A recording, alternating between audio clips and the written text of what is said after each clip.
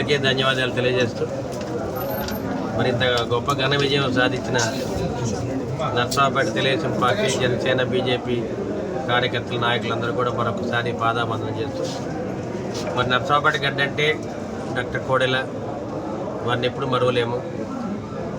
అటువంటి గొప్ప వ్యక్తి మన మధ్య లేకపోయినా కానీ మరి వారి శిలా విగ్రహాన్ని నగరంలో స్థాపించడానికి అన్ని కూడళ్లలో కూడా మేము మరి పర్మిషన్ పెట్టడం జరుగుతుంది.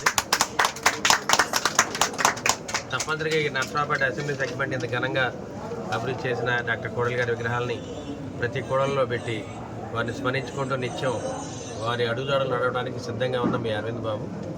అదేవిధంగా నర్సరావుపేటలో మరి వల్లభ చెరువు ప్రాంతంలో స్మృతివనాన్ని ఏర్పాటు చేసి డాక్టర్ కోడెల గారి స్మృతివనాన్ని అభివృద్ధి చేస్తామని చెప్పి మీడియా మొక్కలు తెలియజేస్తున్నాం. అదేవిధంగా నర్సరావుపేట పట్టణంలో జిల్లా వైద్యశాలను కానీ, అదేవిధంగా మరి పురాణ కలెక్టరేట్ బిల్డింగ్స్ కానీ ఇవన్నీ కూడా వారి దగ్గరుండి కట్టించారు కాబట్టి వారి గుర్తుగా మేమందరం కూడా వారి పేరుని పెట్టుకొని స్మరించుకుంటూ ఉంటామని చెప్పి మీడియా మొక్కలు తెలియజేస్తూ మరొకసారి జోహార్ కోడెల, జోహార్ కోడెల.